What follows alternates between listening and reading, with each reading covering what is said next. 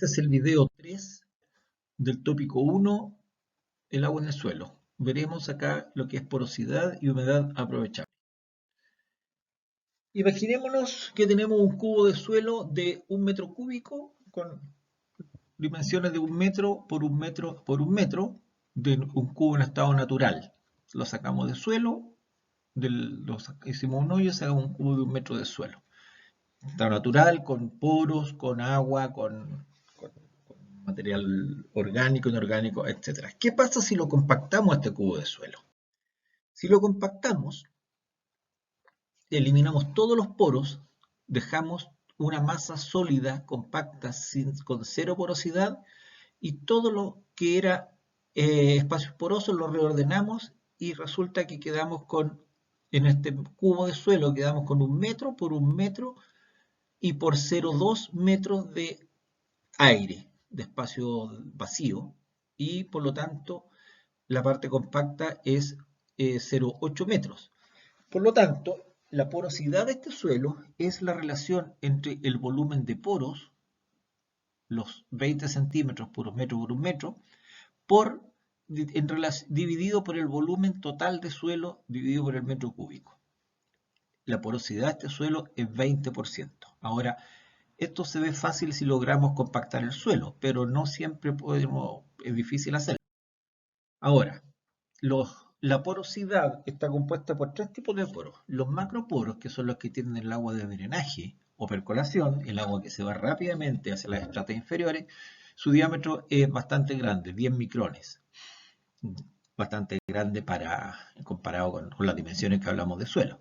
Los capilares o los microporos son los que retienen la mayor parte del agua aprovechable por las plantas, están entre 0,1 y 10 micrones de diámetro, y los poros de fuerza que retienen el agua a las tensiones mayores en las que es capaz de extraer una planta, en la que se veía como una línea azul en una de las figuras que mostramos en el video anterior. Y el diámetro es pequeñito, menor a 0,1 micrones. Aquí el agua en la planta no es capaz de extraerla.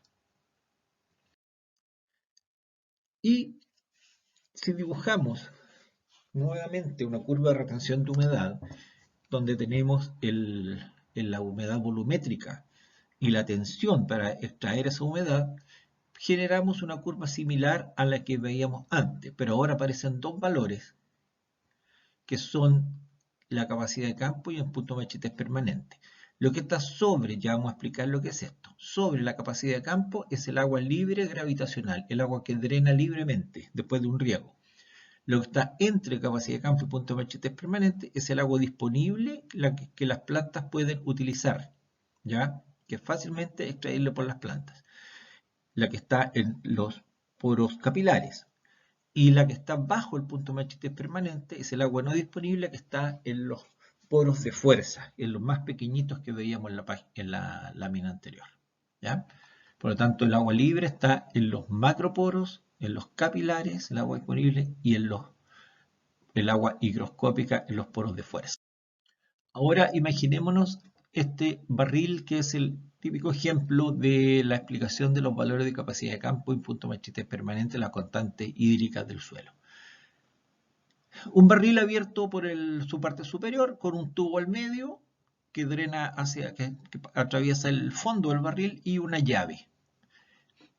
Le echamos agua a este barril hasta este nivel, que para este suelo 53% de humedad, y luego el agua que pasa sobre este nivel empieza a caerse, que el barril no es capaz de retenerla, el análogo al suelo no es capaz de retenerlo, estamos en el punto de saturación.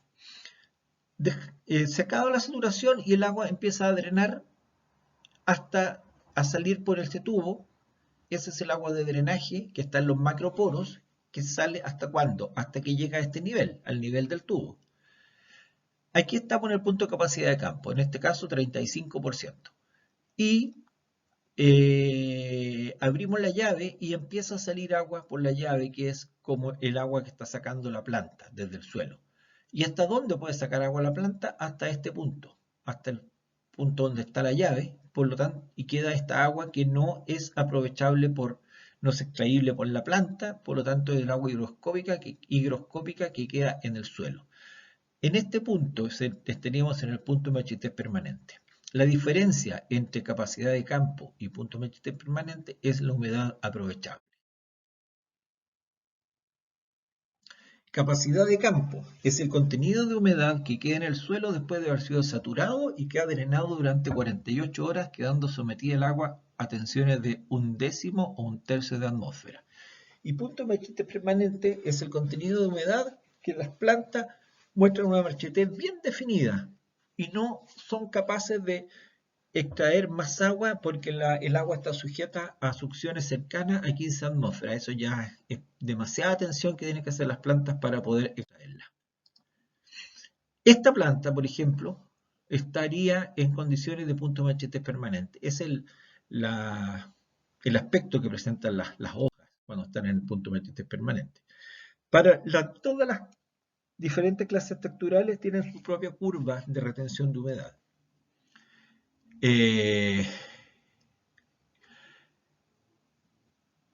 Los suelos más finos tienen valores más altos de capacidad de campo y de punto MHT permanente comparados con los suelos más gruesos.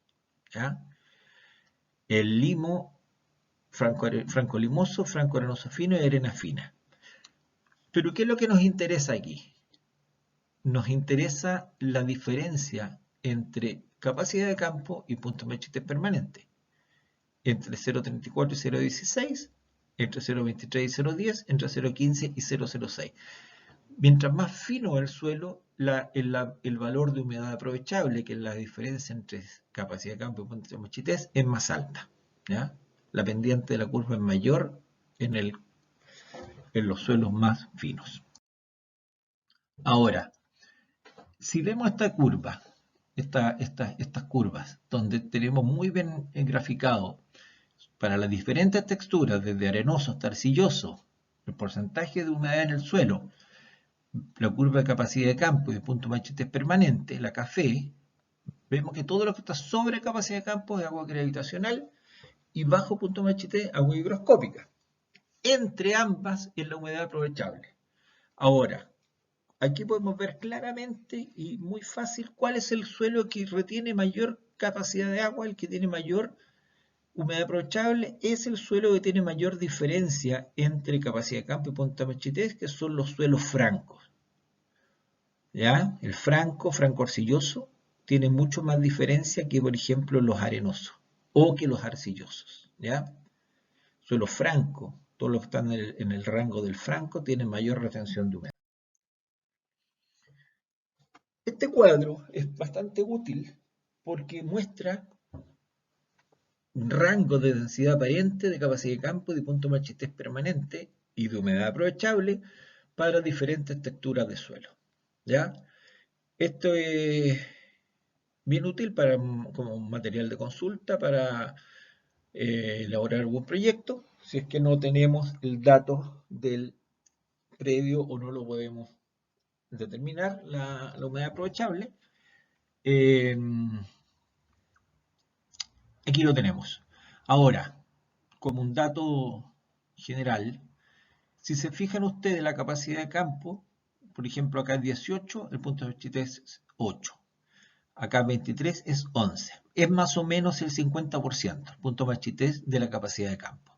Si es 27, el punto MHT es 13. Ahora, una forma práctica de determinar la humedad aprovechable en terreno es saturar un suelo, esperar 2 días, 48 horas y tomar muestra de suelo.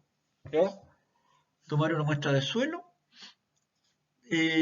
sacarle su contenido de humedad, secarla, pesarla, qué sé yo, y eso nos va a dar la capacidad de campo. Por ejemplo, 40%.